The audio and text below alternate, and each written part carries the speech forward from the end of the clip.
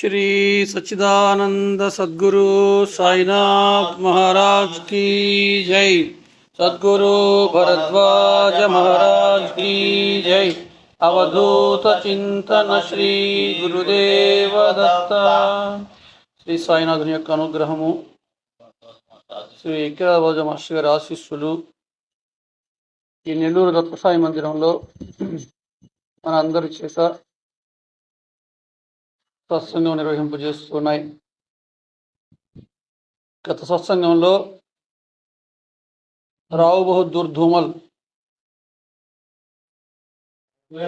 గురించి మనం కొంతమేర ప్రస్తావన చేసుకున్నాం. అంటే మాస్టర్ గారు మనకు అందించినటువంటి శ్రీ సాయి సన్నిధి గ్రంథంలోని అనేక మంది భక్తుల జీవిత విశేషాలలో ఒకరైనటువంటి రావు బహదూర్ ధూమల్ యొక్క జీవితానికి సంబంధించినటువంటి విశేషాల గురించి మనం ప్రస్తావన చేసుకుంటూ ఉన్నాం. అడుగడుగునా నేను సంరక్షిస్తూ ఉన్నాను, లేకుంటే నీకేమయ్యేదో భగవంతునికి ఎరుక. తమ్ముడు, నాకు రాత్రంతా నిద్రలేదు, ఎందుకు బాబా అని అడిగితే రాత్రంతా నిన్నే తలుచుకుంటున్నాను అని ఆయన అనడం. అట్లాగే ప్రేమ, కృతజ్ఞత, ఆశ్చర్యాలతో ఆ ధూమలు పరవశించి కన్నీరు కార్చాడని, బాబాకి వారి భక్తుల పట్ల ఎంత ప్రేమ ఉంటుందో, వారి శ్రేయస్సు పట్ల ఎంత జాగరూకులై ఆయన ఉంటారో అనేటువంటి విషయాన్ని కూడా మనం ఎప్పుడూ ప్రేమతో గుర్తుంచుకోవడం అనేటువంటిది ఎంతో గొప్ప సాధన అని. అయితే ఇటువంటి సాధన మనం చేయగలగాలి అని అంటే ఆ ప్రేమ, కృతజ్ఞత, ఆశ్చర్యాలతో ధూమలు ఏ విధంగా అయితే పరవశించాడో అట్లాగే మనం కూడా ఆ మూడు కలిగి ఉంటే మనం అంత గొప్ప సాధన చేయడానికి వీలవుతుందని మాట్లాడుకున్నాం. అట్లాగే నేను ఎప్పుడు ఆయన్ని స్మరిస్తూ ఉండడం వల్లనే ఆయన ప్రేమని నేను అంతగా పొందగలిగాను అనేటువంటి విషయం ఆయన తెలుసుకున్నాడు. అయితే ఎప్పుడు కూడా తన భక్తిని చూసుకొని ఆయన ఎప్పుడూ గర్వించలే. ఆయన మీద నాకు ఎంత ప్రేమ ఉన్నా కూడా నా భావనకి ఎటువంటి బలము లేదు కనుక నా వల్ల ఆయనకు ఒరిగేది ఏమున్నది. కానీ సాయినాథుని యొక్క ప్రేమ, సర్వజ్ఞత ఎంతో శక్తివంతాలు కాబట్టి ప్రతి పనిలోనూ, ప్రతి సందర్భంలోనూ సాయినాథుడి యొక్క సహాయం నాకు ఎంతగానో లభిస్తూ ఉండేది అని ధూమలు చెప్పినటువంటి విషయాన్ని మనం గుర్తు చేసుకున్నాం. అట్లాగే ధూమలకి ఏదైనా కీడు జరగబోతూ ఉంటే అది ముందుగానే ఆయన తెలుసుకుని ఆ కీడు జరగకుండా ఎంతో జాగ్రత్త తీసుకునేవాడని సాయినాథుడు.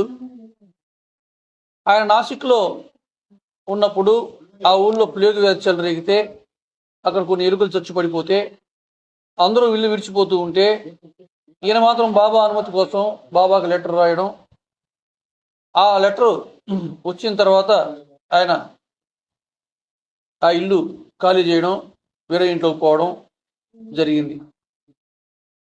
అంటే ఎటువంటి క్లిష్ట పరిస్థితుల్లో అయినా సాయినాథుడికి అనుమతి ఉంటేనే నేను ఆ పని చేస్తాను అనేటటువంటి ఒక గొప్ప ఆయన శరణాగతి. కాబట్టి అట్లాగా ఆయన లెటర్ రాశాడు. బాబా ఆ ఇల్లు మారమని చెప్పి అనుమతించారు. ఆ జాబ్ అందగానే ధూమలు ఇంకో ఇంట్లోకి మారాడు. కానీ ఆ రోజు రాత్రే ఈయన ఎక్కడైతే కొత్త ఇంట్లోకి వచ్చాడో ఆ కొత్త ఇంట్లో కూడా ఎలుకలు చచ్చిపోవడం ప్రారంభమయ్యాయి. ఈ విషయాన్ని మళ్ళీ బాబాకి ఉత్తరం రాశాడు. ఈసారి బాబా ఆ ఇల్లు విడిచి ఎక్కడికి వెళ్ళాల్సిన అవసరం లేదు అని జాబ్ రాయించారు. ఆ జాబ్ ఈయనకు చేరింది. అది చూసుకొని ఆ ఇంట్లోనే ఉండిపోయాడు. ఈ ఇరుగు పొరుగు వాళ్ళంతా కూడా, ఆ హెల్త్ ఆఫీసర్స్ వాళ్ళంతా కూడా వచ్చి, అయ్యా నువ్వు ఇల్లు విడిచిపెట్టిపోతే మంచిది అని వాళ్ళు ఎంతగానో చెప్పారు. కానీ ఆయన మాత్రం సాయినాథుడిపై ఉన్నటువంటి తన విశ్వాసం నుంచి ఆయన చలించలే. అంటే ఆ విశ్వాసం మీదనే నిలబడి ఉన్నాడు ఆయన.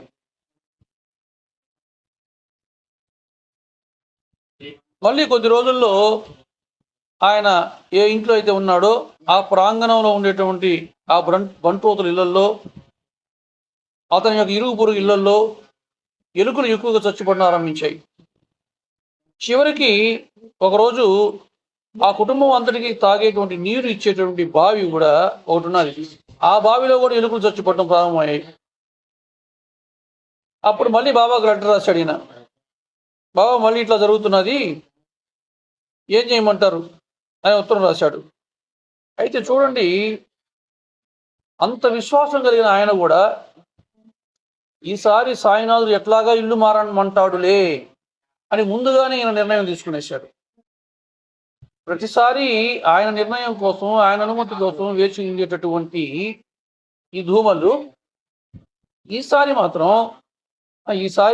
నేను ఎట్టా లెటర్ రాశాను, అయినా కూడా నన్ను ఈసారి ఆయన ఎట్టా ఇల్లు మారమంటాడులే అని ఈయనే కొంత నిర్ణయం తీసుకున్నాడు.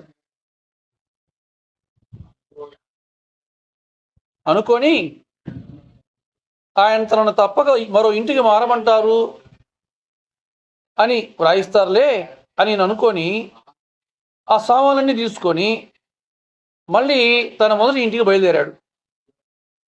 బయలుదేరి ఈ సామాన్లన్నీ తీసుకుని పోయి అక్కడ పెట్టి ఆ ఇల్లు తాళం తీస్తూ ఉన్నాడు. తీస్తూ ఉంటే అప్పుడే ఆయనకు ఆ ఉత్తరం చేతికి అందింది. ఆ ఉత్తరంలో ఏముందంటే, మనం ఉండేటప్పుడు ఇంట్లో నుంచి మనం ఎందుకు వెళ్ళాలి అని బాబా సమాధానం ఉంది. మనం ఉండేటువంటి ఇంటి నుంచి మనం ఎందుకు వెళ్ళాలి అంటే ఏమిటి? ఈయనేమనుకున్నాడు, నన్ను ఎట్లాగా బాబా నన్ను ఇల్లు ఖాళీ చేయమంటాడులే అని ముందుగానే ఈయన నిర్ణయం తీసుకొని ఇల్లు ఖాళీ చేసేసి సామానంతా తీసుకొని వేరే ఇంట్లో చేరడానికి బయలుదేరిపోయాడు. కానీ బాబా ఏమని లెటర్ రాయించారు, మనం ఉన్న ఇంట్లో నుంచి మనం ఎందుకు పోవాలి, మనం ఉన్న ఇంట్లో నుంచి మనం ఎందుకు వెళ్ళాలి అని లెటర్ రాశాడు. అప్పుడు ఆయన ఏం చేశాడంటే, ఎప్పుడైతే వెంటనే బాబా యొక్క సమాధానం వెనక అందిందో తిరిగి మళ్ళీ ఆయన ఏ ఇల్లు అయితే ఖాళీ చేశాడో ఆ ఇంటికి వెళ్ళిపోయాడు.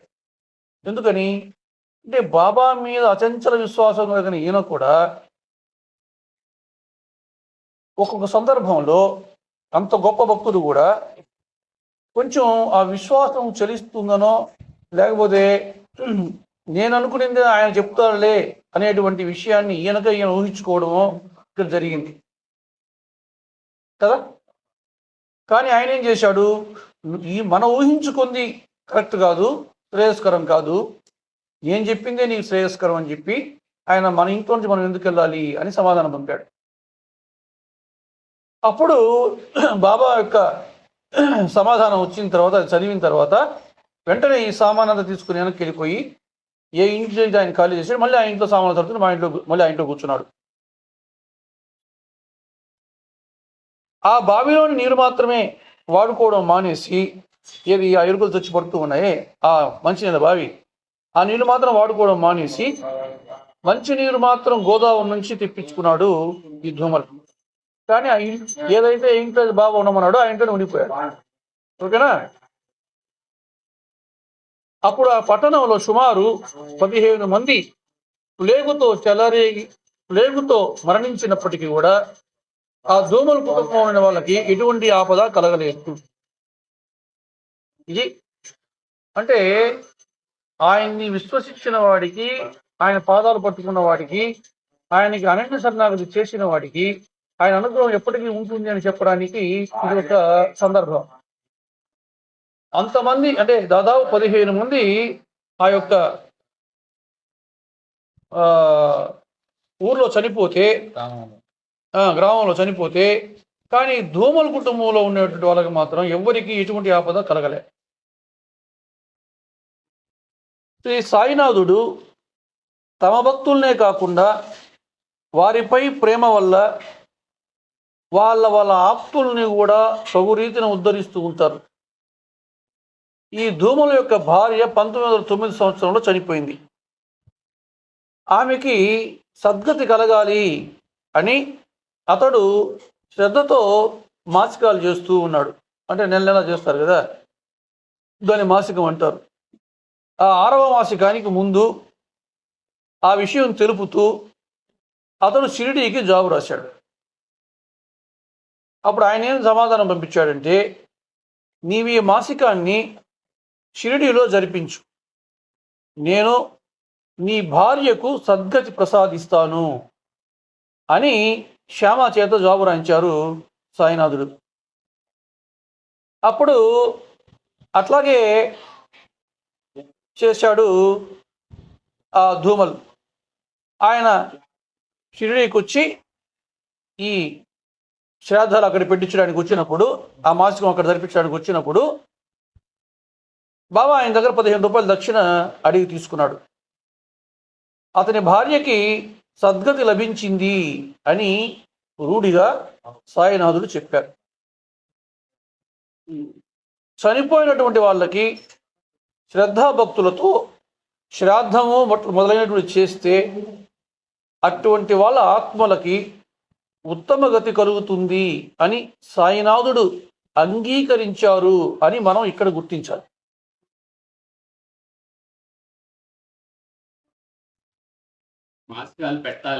అట్లాగే స్వధర్మాన్ని పాటించి తీరాలి అనేటటువంటి భగవద్గీత వాక్యాన్ని కూడా సాయినాథుడు తన ప్రేమపాత్రుడి చేత ఆచరింపచేశారు.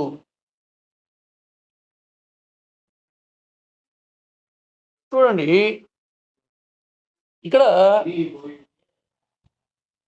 ఆయన 5 మాసికాలు జరిపించిన తరువాత 6వ మాసికానికి ఆయన ఏం చేశాడు, బాబాకి ఆ విషయం తెలిపాడు. 5 మాసికాలు జరపక ముందు జరపకూడదా? తెలిపి ఉండొచ్చు కదా. 6వ మాసికం అప్పుడు తెలియజేశాడు.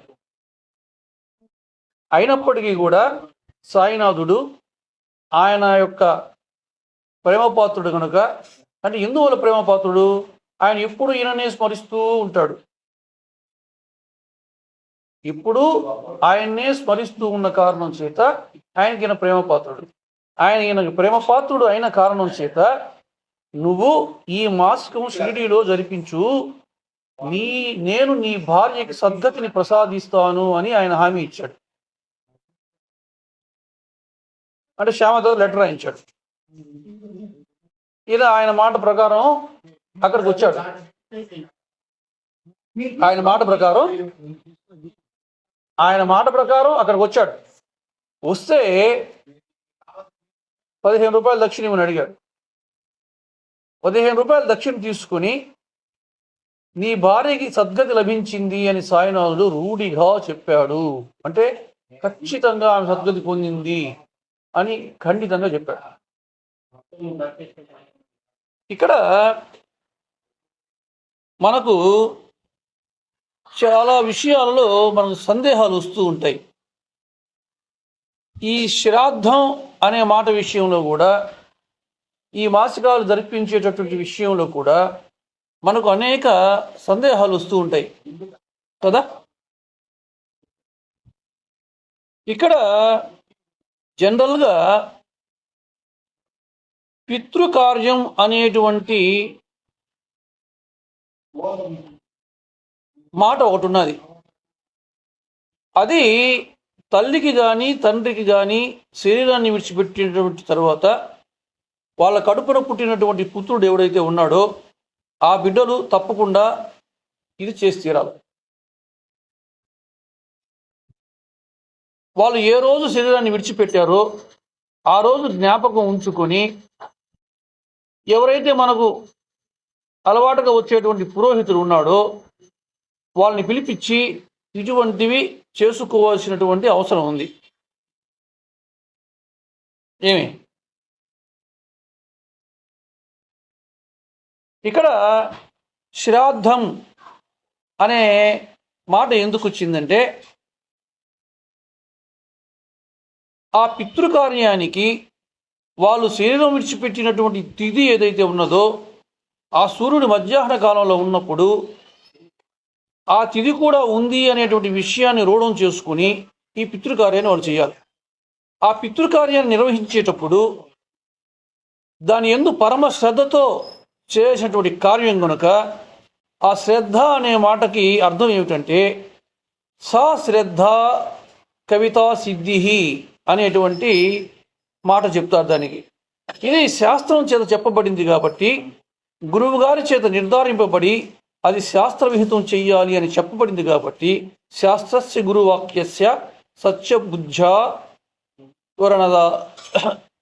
ధారణ అంటే సాశ్రద్ధ కవితా సిద్ధి ఇది శాస్త్రము గురువు గారు చెప్పారు కాబట్టి నేను ప్రమాణంగా తీసుకొని చేస్తాను. ఈ మాట ఎందుకు అన్వయం అవుతుందంటే అమ్మగారు నాన్నగారు బతికి ఉండగా వాళ్ళు పెట్టిన అన్నం అమ్మ నాన్న తింటుంటే కనబడుతుంది. బ్రతికి ఉండగా వాళ్ళు పెట్టిన అన్నం ఆ అమ్మ కానీ నాన్న కానీ తింటుంటే కనబడుతుందిట. ఈ శరీరం విడిచిపెడుతున్నాయని దేని చేత విశ్వాసం పొందాలి నేను అంటే ప్రమాణ వాక్కు చేత. ఏది ప్రమాణం? శాస్త్రం ప్రమాణం. తస్మాత్ శాస్త్రం ప్రమాణంతే కార్యాకార వ్యవస్థితో అంటే కొన్ని కంటికి కనబడవు కానీ జరుగుతాయి. నేను ఇక్కడ కూర్చుని ఢిల్లీలో ఉండేటువంటి మా అబ్బాయికి మనీ ఆర్డర్ కడితే ఈ డబ్బు ఎత్తుకుని పోయి వాడు అక్కడికి వాడికి పట్టుకెళ్ళి వాళ్ళ అబ్బాయికి ఇచ్చినట్లుగానే పరమేశ్వరుడు పెట్టిన ఈ వ్యవస్థలో కూడా 3 తరాలు దాటే పర్యంతం పెట్టేటటువంటి శ్రాద్ధ కర్మ చేత అది వాళ్ళకి అందుతుంది అని శాస్త్రం చెప్తోంది. వాళ్ళకి దాహం వేస్తుంది. ప్రతి అమావాస్యకి నెలకు ఒక్కరోజు మధ్యాహ్నం 12 గంటలకి పితృదేవతలు గుమ్మం ముందరకు వస్తారట. ఆ రోజు తప్పకుండా ఆ పితృదేవతల పేరు చెప్పి బ్రాహ్మణుడికి పొత్తర ఇస్తారు, అంటే పొడి పదార్థాలు అని. అలా ఇవ్వకపోతే కనీసం 2 చేతులు ఊపి ఇట్లా చూపించాలట. చూసారా? ఈ శ్రాద్ధ కర్మ చేయాల్సినటువంటి రోజు వాళ్ళు శరీరం విడిచిపెట్టిన రోజు. ఆ రోజు కడుపున పుట్టినటువంటి అన్నదమ్ములు కానీ అక్క చెల్లెలు కానీ కలుసుకోవాలి. ఆ కర్త అనేటువంటి మగపిల్లవాడు ఇవన్నీ చెయ్యాల. ఆ కారణం చేత ఏమవుతుందంటే వెనక పుట్టిన పిల్లల చేతులు పైకి పెట్టి మొట్టమొదటి పుట్టినవాడి చెయ్యి కింద పెట్టి వాళ్ళ బొటన వేలు నుంచి ఆ నీరు ఇలా విడిచిపెడతారు. అంటే శాస్త్రం ఏ విధంగా అయితే ఆ క్రతువు నిర్వహించమని చెప్పిందో అట్లా చేస్తారు. అట్లాగే రామాయణంలో రామచంద్రమూర్తి తన తండ్రి దశరథ మహారాజు గారు మరణించినప్పుడు ఆ విషయం కూడా ఆయన తెలుసుకోలేని స్థితిలో ఉంటాడు. అరణ్యవాసానికి వెళ్ళిపోయి ఆయన అట్లుంటాడు అక్కడ. అప్పుడు భరతుడు చెప్తాడు. వెంటనే రాముడు ఏం చేస్తాడంటే స్నానం చేసి గార పిండి ముద్దలు ఆ దర్భల మీద ఉంచుతాడు. అప్పుడు కౌశల్యాదేవి ఆ గారపిండి ముద్ద చూసి ఏడుస్తుంది. ఎందుకనంటే అది వాడు రోజు ఏదైతే ఆ శ్రాద్ధం జరిపిస్తున్నటువంటి వ్యక్తి వాడు రోజు ఏదైతే తింటున్నాడో ఆ తినేటువంటి పదార్థం చేతనే ఆ వ్యక్తి ఆ శ్రాద్ధం జరిపించాల్సినటువంటి అవసరం ఉన్నది. అదే ఆ పితృదేవతలకు పెట్టాల్సినటువంటి అవసరం ఉన్నది. ఇప్పుడు అది చూచినటువంటి ఆ కౌశల్యాదేవి ఆ ముద్దను చూచి ఏడ్చింది. నా కొడుకు ధర్మాత్ముడు గారపిండి ముద్దను దర్భల మీద పెట్టి ఉంచి తండ్రికి తద్దినం పెట్టాడు అంటే రాముడు ఇవాళ గారపిండి తింటున్నాడు అని అర్థం అని తెలుసుకుంది. అంటే ఇవన్నీ శాస్త్రం చెప్పినటువంటి విషయాలు. శాస్త్రం ఏది నిర్దేశించిందో ఆ విధంగా ఈ కథలన్నీ కూడా జరిపించుకోవాల్సిన అవసరం ఉన్నది అనేటువంటి విషయం ఇక్కడ చెప్పబడుతున్నది. అట్లా శ్రాద్ధ కర్మ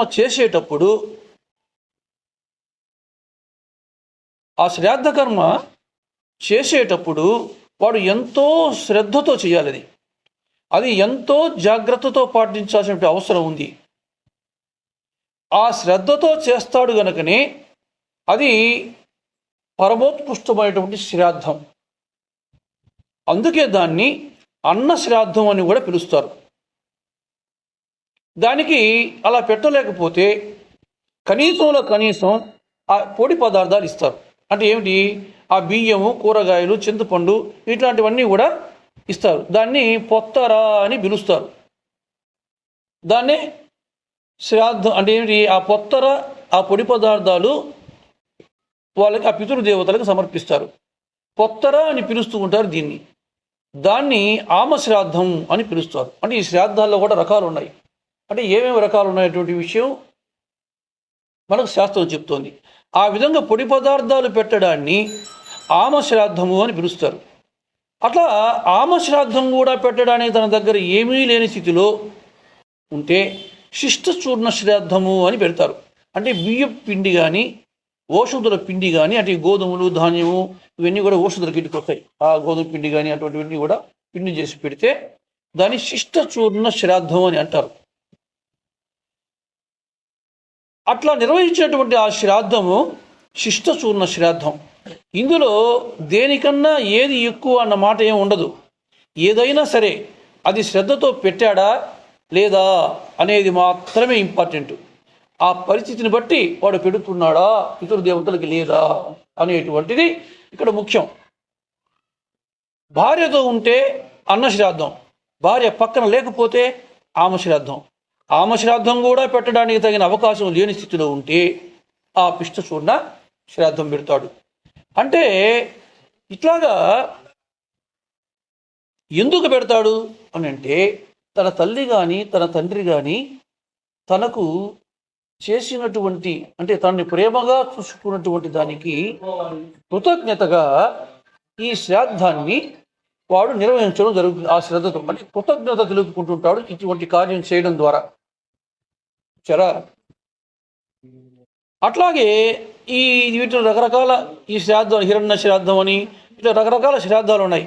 కానీ అది సందర్భాన్ని బట్టి శాస్త్రం చెప్పిన దాన్ని బట్టి చేయడం అనేటువంటిది సంప్రదాయంగా ఆచారంగా వస్తున్నది. అయితే ఏం చేస్తాడంటే, ఈ హిరణ్య శ్రాద్ధం అంటే ఒక బ్రాహ్మణుడు భోజనం చేస్తే అంటే ఒక ద్రవ్యాన్ని ఇవ్వడం అనమాట. ఎంత సొమ్ము అయితే అవసరం అవుతుందో అనేటువంటిది లెక్క కట్టి ఆ సొమ్మును తాంబూలంలో పెట్టి ఆ రోజున ఆ తండ్రిని కానీ ఆ తల్లిని కానీ తలుచుకుని అది ఇవ్వడం జరుగుతుంది. అది హిరణ్య శ్రాద్ధం కిందకు వస్తుంది. ఇట్లా రకరకాల శ్రాద్ధాలు ఉన్నప్పటికీ రకరకాల భిన్నాభిప్రాయాలు కూడా ఇందులో లేకుండా ఏం లేవు. అంటే ఒక్కొక్కరు ఒక్కొక్కరు చెప్తూ ఉంటారు. కానీ శాస్త్రం ఏది చెప్పిందో అది చేయటం మన ధర్మం. కనీసంలో కనీసం పితరు ప్రపితామహ పితామహానాం అని ముగ్గురిని తలుచుకొని మనం శ్రాద్ధం పెట్టాలి. ఎవరు ఈ ముగ్గురు? తండ్రి, ఆ తండ్రిని కన్న తండ్రి, ఆ తండ్రిని కన్న తండ్రి. అంటే ఎవరు? తండ్రి, తాత, ముత్తాత. ఈ ముగ్గురి పేర్లు వాళ్ళు అక్కడ చేస్తారు. పిండితో ఈ ముగ్గురి యొక్క రూపాన్ని చేసి అక్కడ పెట్టి వాటిని తండ్రిగా భావించమని, తాతగా భావించమని, ఇది ముత్తాతగా భావించమని ఆ క్రతువుని ఆ మంత్ర సహితంగా మన చేత నిర్వహింపజేస్తారు. ఎందుకు ఇవన్నీ చెప్తున్నానంటే, అంటే ఆయన ఏదో రమ్మన్నాడు, ఏదో చేయమన్నాడు, చేసేసాడు, అయిపోయింది కదా. మరి ఇవంతా శాస్త్రం ఈ విధంగా నిర్దేశించి చెప్పబడి ఉన్నది, ఇదో ఇట్లా చేస్తూ ఉంటారు అనేటి విషయం మనం ఈ శ్రాద్ధం అనేటువంటి మాట వచ్చినప్పుడు ఇటువంటి విషయం కూడా ఒకటి ఉన్నదా, ఇట్లా కథవు నిర్వహిస్తారా అనేటువంటిది ఒక విషయం మనం కనుక తెలిసి ఉంటే ఏందోలే పెడతారంట, శ్రాద్ధం అంట, పితృదేవతలు వస్తారంట, స్వీకరిస్తారంట అంటే. ఎందుకంటే ఈ రోజుల్లో వాళ్ళు కంటితో చూచింది మాత్రమే నమ్మేటువంటి స్థితిని మనం చూస్తూ ఉన్నాం నేటి యువత. కానీ ఇవన్నీ కూడా కంటికి కనబడకుండా సూక్ష్మంగా జరిగేటువంటి విషయాలు. అందువల్లనే అటువంటి విశ్వాసాన్ని పిల్లలు వాళ్ళ హృదయాల్లో పాదుకొలుపుకోవాలని, ఇది నిజంగానే జరిగి తీరుతుంది అనేటువంటి విషయం ఎవరైనా పిల్లలు ఇట్లాంటి సత్సంగాలు ఇటువంటి విషయాన్ని విన్నప్పుడు వాళ్ళకి అటువంటి అవగాహన ఏర్పడాలని.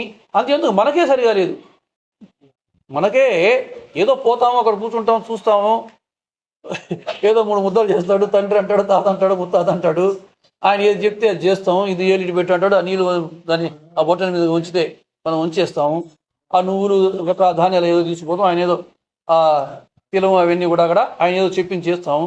కానీ ఇది ఎందుకు చేస్తున్నాము, ఏమిటి ఇది, దీనివల్ల అసలు ప్రయోజనం ఏమిటి, అసలు మనం ఈ క్రతువు ఎందుకు నిర్వహించాలి అనేటువంటి విషయాలు మనకు కూడా అంత అవగాహన అంటే మీకుందే ఒక నాకు లేదు. అందువల్ల ఒకసారి మనం ఈ ఈ విషయాలు మనం ఒకసారి మననం చేసుకుంటే, జ్ఞప్తికి తెచ్చుకుంటే, ఓహో నిజమే కదా, పితృదేవతలు అనే వాళ్ళు ఉన్నారు, పితృదేవతలు ఇటువంటి శ్రాద్ధాన్ని నిర్వహించడం కారణంగా వాళ్ళ యొక్క దాహాన్ని వాళ్ళు తీర్చుకుంటారు అనేటువంటి విషయం మనకు బోధపడుతుందని ఇదంతా చెప్పుకోవడం.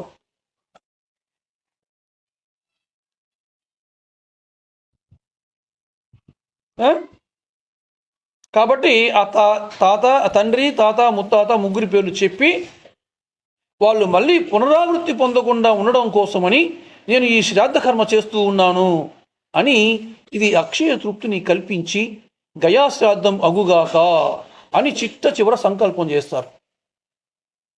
ఇవన్నీ వాళ్ళు మనకేం చెప్పరు దొంగలు. వాళ్ళు ఏంటంటే ఇవన్నీ చెప్తే మనకు అర్థం కావని మనం ఇంకేదో వెరుముఖం వేస్తామని వాళ్ళ క్రతువు వాళ్ళు నిర్వహించుకు వెళ్ళిపోతూ ఉంటారు మంత్ర సహితంగా. మనం ఒకవేళ అడిగినా కూడా వాళ్ళు ఏం చేస్తారంటే ఏదో 2 మాటలు చెప్పి ముగిచ్చేస్తారు. అంటే మనకు అర్థమయ్యే రీతిన వాళ్ళు చెప్పే ప్రయత్నం చేయరు. అందువల్ల ఇది తెలుసుకోవడం వల్ల మనకు మంచిది కదా అనేటువంటి ఉద్దేశంతో దీని గురించి కొంతమేర మనం ప్రస్తావన చేసుకోవడం జరిగింది. కాబట్టి ఎవరైతే ఆ తల్లిదండ్రుల కడుపున పుట్టిన బిడ్డలు ఉన్నారో, కనీసం వాడు ఉన్నాడు అని అనడానికి కారణమైన తల్లిదండ్రులు ఆ శరీరం విడిచిపెట్టిన రోజున గుర్తు పెట్టుకుని వాడు శ్రాద్ధ కర్మ నిర్వహించకపోతే ఎట్లా? అందుకే పితృదేవతల విషయంలో శ్రాద్ధ కర్మ అనేటటువంటిది తప్పకుండా చేసి తీరాలి అని శాస్త్రం నిర్దేశించింది. అలా చేస్తే ఆశీర్వచనం నాకు కాదు, అసలు విషయం చెప్తున్నా, అలా చేస్తే ఆశీర్వచనం నాకు కాదు, నా బిడ్డలు వృద్ధిలోకి వస్తారు. ఇది చేయడం వల్ల నా బిడ్డలు వృద్ధిలోకి రావడానికి అవకాశం ఉంది. శాస్త్రంలో ఒక మాట ఉంది, ఏమిటది అని అంటే, సంతానాన్ని కటాక్షించే ముందు, అందున కర్మ సంతానాన్ని ఇచ్చే ముందు, కర్మ సంతానం అంటే వాడి కర్మ చేసేవాడు, ఎవడైతే నాకు కర్మ చేస్తాడో వాడిని ఇచ్చే ముందు ఏం చేస్తారంటే వాడికి ఆ కర్మ సంతతిని, ఆ సంతానాన్ని, ఆ కర్మ చేసేవాడిని ఇవ్వాలా వద్దా అని పరమేశ్వరుడు ఆ పితృదేవతలను సంప్రదించి అడుగుతాడట. పితృదేవతలను సంప్రదించి అడుగుతాడు. అట్లా చేస్తే ఏమవుతుంది? ఆయన ఆ పితృదేవతను సంప్రదించి పరమేశ్వరుడు అడిగినప్పుడు ఆ పితృదేవతా స్థానంలో అక్కడ చాలా కీలకమైన పాత్ర పోషిస్తుంది. ఈ పితృదేవతలు ఎవరైతే ఉన్నారో వాళ్ళు ఇక్కడ కీలకమైనటువంటి పాత్ర పోషిస్తారు. ఎప్పుడైతే ఇవన్నీ కూడా వాడు చేసిన వాడు అవుతాడో అప్పుడు వాళ్ళ పరమాత్మ సంప్రదించినప్పుడు ఆ పితృదేవతలు ఏం చేస్తారంటే నీకు అటువంటి స్థితిని కల్పించేటువంటి అవకాశాన్ని పరమాత్మతో చెప్పి కల్పిస్తారు.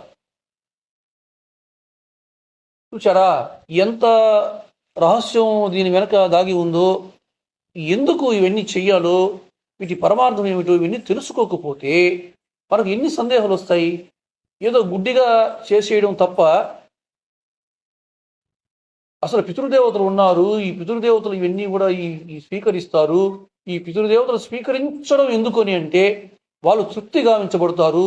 వాళ్ళు తృప్తి గావించబడడం ఎందుకని అంటే పరమాత్మ నాకు తర్వాత కర్మ సంతానాన్ని ఇవ్వడానికి పరమాత్మ ఆ పితృదేవతలను సంప్రదించినప్పుడు, అరే వీడికి కర్మ సంతానాన్ని ఇవ్వమంటావా వద్దా అని అడిగినప్పుడు, అయ్యా ఇవ్వయా అని వాళ్ళు ఆ పరమాత్మకి వాళ్ళు చెప్తారు. చరా అప్పుడు ఏమవుతుందంటే నీకు అటువంటి అవకాశం దక్కుతుంది. కాబట్టి ఆ పితృదేవతా స్థానం అనేటువంటిది అంత బలీయమైనది. కనీస మర్యాదగా ఆ పితృదేవతలకి ఆ గౌరవం అనేటువంటి ఇచ్చి తీరాలి. ఎవరైనా ఏ కారణం చేతనైనా పితృదేవతలకు అట్లా చేసి ఉండకపోతే అప్పుడు ఏం చెయ్యాలి? కొన్నాళ్ళు మానేశారు, ఆ తర్వాత దాని గౌరవం విలువ తెలిసింది, అయ్యోయ్యో జరిగిపోయింది ఇప్పుడు ఎట్లా వదిలి పెడదాం అనుకున్నాడు. కానీ గతంలో పెట్టలేదు, ఆ దోషం పోవడం ఎట్లా? దోషమే కదా, చేయలేదు, దోషమే కదా, ఆ దోషం పోవడం ఎట్లా అని అంటే దానికి మన యావత్ భారతదేశం మీద మొత్తం మీద ఆ దోషం పోగొట్టగలిగిన క్షేత్రము ఒకటి ఉన్నదట. అదేమిటంటే ఆ తిరుమల క్షేత్రం కింద ఉన్నటువంటి కపిల తీర్థం ఒక్కటే.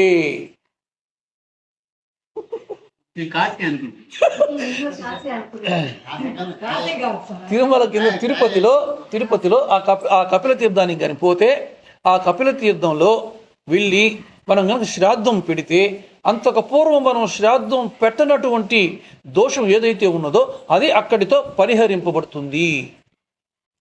అన్ని వేళలా శ్రాద్ధ కర్మ ఒకేలా చెయ్యాలి అని శ్రాద్ధం చెప్పలే శాస్త్రం.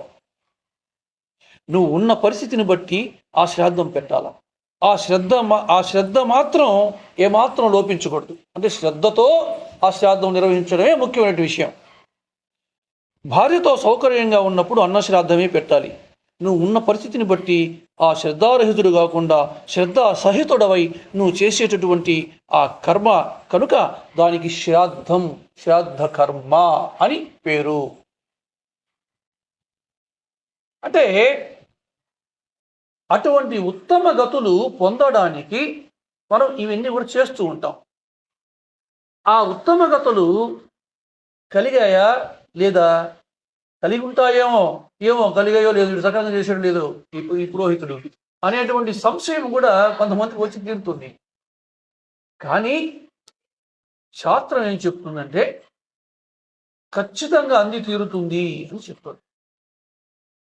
ఇప్పుడు సాయినాథుడు ఏం చెప్పాడంటే శాస్త్రం ఏదైతే చెప్తున్నదో ఈయన వచ్చి ఆ 6వ మాసికాన్ని షిరిడీలో జరిపించిన కారణం చేత ఆయన దగ్గర 15 రూపాయలు దక్షిణ పుచ్చుకుని నీ భార్యకి సద్గతిని ప్రసాదించాను అనేటువంటి రూఢిగా చెప్పాడు. అంటే ఖచ్చితంగా చెప్పాడు. అయితే దీన్ని సద్గతి అని ఎందుకు అంటారు? ఉత్తమ గతి అని ఎందుకు అంటారు? స్థితి అంటే కదలకుండా ఉండేటువంటి స్టేట్ ఏదైతే ఉన్నదో అది స్థితి. గతి అంటే కదిలేటువంటిది ఏదో అది గతి, అంతే కదా, గమనమే గతి.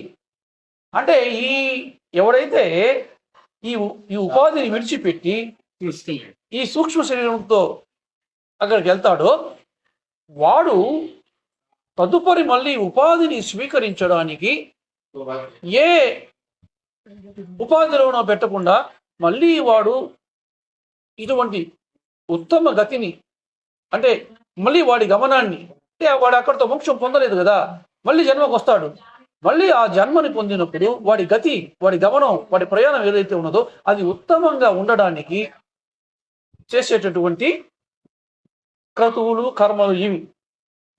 అటువంటి జన్మ లేకుండా ఎట్టుపోతుంది. ఇప్పుడు చేసుకున్నటువంటి వీడు చేసుకున్నటువంటి ప్రారంధం వీడు మళ్ళీ జన్మకు వచ్చి ఏదో ఉపాధిని తీసుకుని దాన్ని వాడు అనుభవించి తీరాలి కదా. ఇటువంటి కర్మలు చేయడం ద్వారా వాడికి ఉత్తమ గతి, అంటే వాడి నెక్స్ట్ మళ్ళీ వాడి ప్రయాణం అనేటువంటి ఉత్తమంగా ఉండేలాగా సద్గతి, అంటే మంచిగా ఉండేటువంటి విధంగా అది తీర్చిదిద్దబడేలాగా ఇది చెయ్యడం జరుగుతుంది. ఇక్కడ హామీ ఇస్తున్నాడు సాయినాథుడు, నువ్వు షిరిడీలో కూడా ఇటువంటి క్రతువులు నీ శ్రాద్ధ కర్మలు నిర్వహించుకుంటే, మాసికాలు జరుపుకుంటే ఖచ్చితంగా నేను వాళ్ళకి సద్గతిని ప్రసాదిస్తాను, నీ భార్యకి నేను సద్గతిని ప్రసాదించాను అని ఖచ్చితంగా ఆయన చెప్తున్నాడు. చూచారా? ఎందుకు ఇదంతా చెప్పుకున్నామని అంటే ఇక్కడ ఏదో ఆయన రమ్మన్నాడు, ఈయన వచ్చాడు, ఆయన జరిపించాడు, ఆయన ఉత్తమ గతిని ప్రసాదించాను అన్నాడు అని అంటే వీటి వెనక ఏమున్నది, ఏమిటి మనం అర్థం చేసుకోవాల్సింది అనేటువంటి విషయాన్ని కొంతైనా, అంటే మనం 100% ఆకలింపు చేసుకోలేకపోయినా ఏదో కొంతమేర కనీసం ఏదో 35-40% అన్న దాని గురించి ఆకలింపు చేసుకుంటే, అవగాహన చేసుకుంటే తదుపరి ఇటువంటి క్రతువులు నిర్వహించేటప్పుడు మనకు మనం ఇందుకు కదా ఇవి నిర్వహించాలి అని నేటి యువతకు కూడా ఇందుకు కదా మనం ఇవన్నీ నిర్వహించాలి, ఇవి నిర్వహిస్తే ఏమవుతుంది, ఇవి నిర్వహిస్తే కదా వాళ్ళకి ఉత్తమ గతులు లభిస్తాయి, ఇటువంటి పితృదేవతలు ఉన్నారు కదా అనేటువంటి విశ్వాసం వాళ్ళకి కలుగుతుంది అని ఇవన్నీ చెప్పుకోవడం. కాబట్టి ఆయన 15 రూపాయల లక్ష్యం తీసుకొని ఆయన భార్యకి సద్గతి లభించింది అని చెప్పాడు రూఢిగా.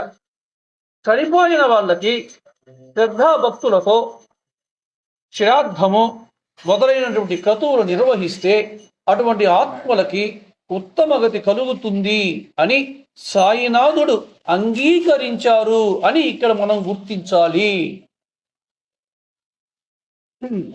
అది ఏదో మూఢనమ్మకం అని చెప్పడం లేక ఆయన శాస్త్రం చెప్పిందని, శాస్త్రం చెప్పింది ఏదో అది శాసించి చెప్తుంది కనుక అది ఖచ్చితంగా చేసి తీరాల్సిందే అని సాయినాథుడు కూడా ఇక్కడ ఏకీభవిస్తున్నాడు అనేటువంటి విషయాన్ని మనం గుర్తించాలి.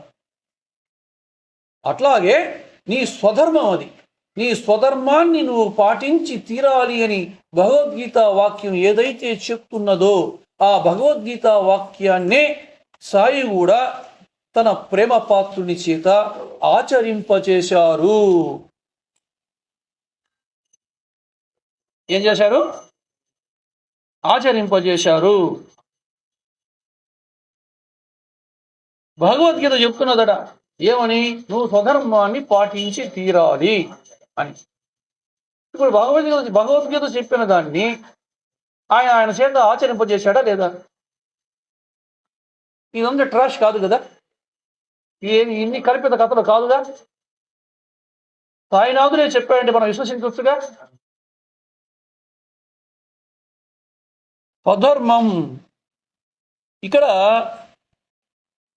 శ్రేయాన్ స్వధర్మో విగుణః పరధర్మాత్ స్వనుష్ఠితాత్ సర్వధర్మే నిధనం శ్రేయః పరధర్మో భయావహ అని చెప్పారు.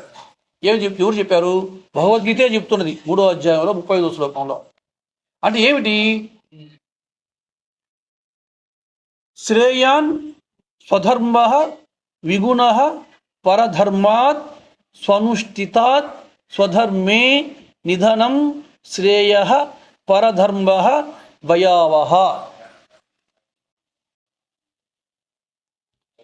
స్వనుష్ఠితాత్ అంటే చక్కగా ఆచరింపబడినటువంటి, పరధర్మాత్ ఇతరుల ధర్మం కన్నా, విగుణః గుణరహితమైనప్పటికీ, స్వధర్మః స్వీయ ధర్మం నా ధర్మం స్వధర్మం, శ్రేయాన్ అత్యుత్తమమైనది, స్వధర్మే తన ధర్మంలో, నిధనం చనిపోవడం, శ్రేయః ఉత్తమమైనది, పరధర్మః ఇతరుల ధర్మం, భయావహ భయంకరమైనది. అంటే ఏమిటి? చక్కగా ఆచరించబడినటువంటి పరధర్మం కన్నా గుణరహితమైనప్పటికీ స్వధర్మమే అత్యుత్తమమైనది. స్వధర్మాచరణంలో మరణం సంభవించినప్పటికీ అది శ్రేయస్కరమే, కానీ పరధర్మం మాత్రం భయంకరమైనది. ఎందుకని? పులిని చూచి నక్క వాతలు పెట్టుకుంటే అది ఎటువంటిది అవుతుందో అది అట్లాంటిది అవుతుంది. వాడి ధర్మాన్ని నీ ధర్మం అంటే వాడి స్వధర్మాన్ని నీ స్వధర్మంగా నువ్వు భావించి కనుక నువ్వు అది చేస్తే అది నువ్వు పరమధర్మాన్ని అనుష్ఠించిన వాడి అవుతున్నావు. కాబట్టి అది అంత భయంకరమైనది అని చెప్తున్నాడు. ఎందుకని? నీకు అది ఎంతో ప్రమాదాన్ని దోషాన్ని కూడా తీసుకొచ్చి పెడుతుంది. పరధర్మం అంత ప్రమాదకరమైనది. నీ స్వధర్మమే నిన్ను, అది గుణరహితమైనప్పటికీ కూడా అది నీకు శ్రేయస్కరమైనది అని భగవద్గీత చెప్తున్నది. అందువల్ల ఆయన యొక్క స్వధర్మం ఏదైతే ఉన్నదో ఆ స్వధర్మాన్ని ఆయన చేత పాటించి తీరేలాగా ఏ భగవద్గీత వాక్యం చెప్తున్నదో అది సాయినాథుడు తన ప్రేమపాత్రుడైనటువంటి రావు బహదూర్ ధూమల చేత ఆయన ఆచరింపచేశాడు.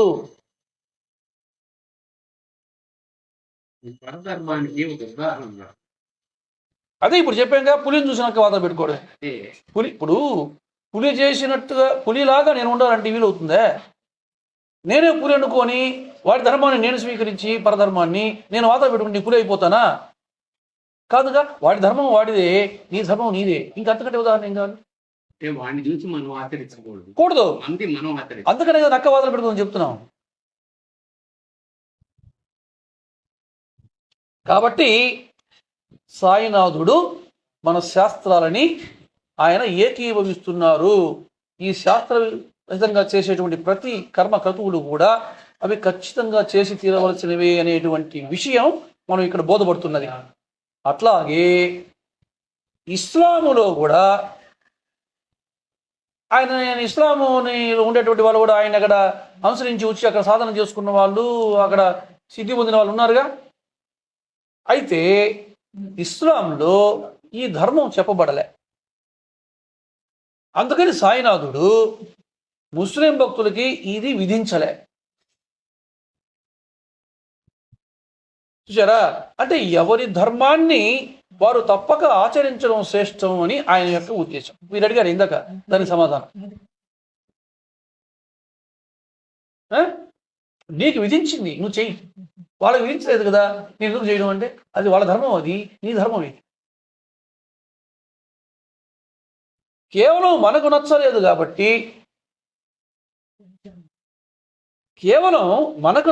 కాబట్టి, మనం ఆచరించలేకపోవడమో, లేక అటువంటివి మూఢనమ్మకాలను తలచి నిరసించడమో బాబాకు సమ్మతం కాదు. ఇది ఇక్కడ మనం గుర్తుపెట్టుకోవాల్సిన విషయం. ఏమిటి? బాబాకి సమ్మతం కాదు. ఏమిటి సమ్మతం కాదు? అవి మూఢనమ్మకాలని మనం నిరసించడం ఆయన సమ్మతం కాదు. అలాగని చూడండి, అలాగని శ్రద్ధ లేకుండా ఆచరించడం కూడా ఆయనకి సమ్మతం కాదు. చరా ఆ శ్రాద్ధ కర్మ అన్నది శ్రద్ధతో చేయడం అనేటువంటిది ఎంతో ముఖ్యమైనటువంటి విషయం అని ఎందుకు చెప్తున్నారంటే, అది శాస్త్రం ఆ విధంగానే నిర్వర్తించమని చెప్పింది కనుక సాయినాథుడు కూడా అట్లా శ్రద్ధతో చేస్తేనే అది ఆయన సమ్మతం. అటువంటివి సద్గురువు యొక్క సన్నిధిలో జరుపుకోవడం వల్ల ఉత్తమమైనటువంటి ఫలితం ఉంటుంది అనేటువంటి శాస్త్రవాక్యాన్నే అతడికి ఆయన విధించారు.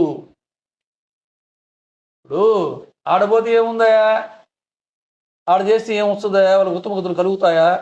కాశీకి పోదామయా, గైకి పోదామయా, అక్కడ చేస్తేనే వాళ్ళకి ఉత్తమ గతులు కలుగుతాయి అనేటువంటి వాదనలను మన జీవితాలు మనం చూస్తూ ఉంటామా లేదా? మీరు మొట్టమొదటి ఇంతకన్నా మీరు అదే మీ భావన కూడా అదే.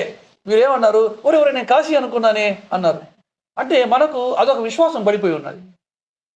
మీరు ఇప్పుడు చెప్పేదా కపిల్ చంద్ర మనకు నాది కాశీలో గైలో కూడా పెట్టొచ్చాను. అంటే ఇక్కడ ఆ దోష పరిహారం కోసం ఉన్న వాళ్ళకి అయ్యో చేయలేకపోయామే, తెలియక మనం పొరపాటు చేశామే, ఆ దోష పరిహారం చేసుకుంటే మంచిది కదా అని భావించిన వాళ్ళకి ఆ కపిల తీర్థానికి పోయి అక్కడ కనుక శ్రాద్ధం నిర్వహించుకుంటే అప్పటి వరకు వాడు ఏదైతే దోషాన్ని వాడు మూటగట్టుకున్నాడో ఆ దోషం పరిహారం అయిపోతుంది అనేటువంటి విషయం చెప్పబడింది పెద్దల చేత.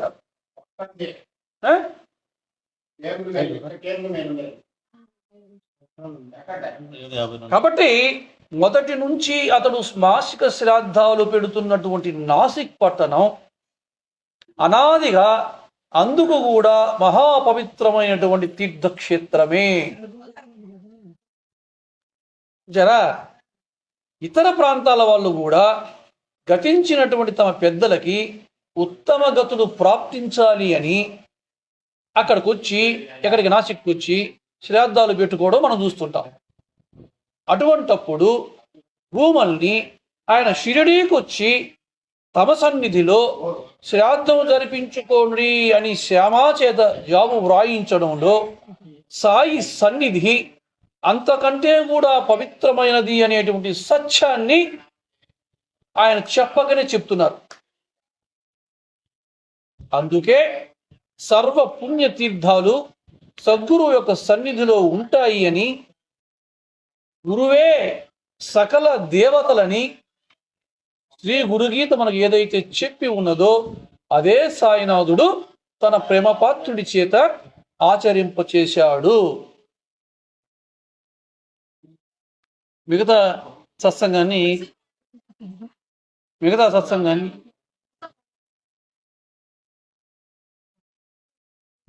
తర్వాత మిగతా సత్సంగాన్ని తర్వాత సత్సంగంలో కొనసాగించే ప్రయత్నం చేద్దాం. సమయం మించిపోతున్నది కాబట్టి కాసేపు భజన చేసుకొని ముందుకు వెళ్దాం. శ్రీ సచిదానంద సద్గురు సాయినాథ్ మహారాజ్ కీ జై. సద్గురు భరద్వాజ మహారాజ్ కీ జై. అవధూత చింతన శ్రీ గురుదేవ దత్త.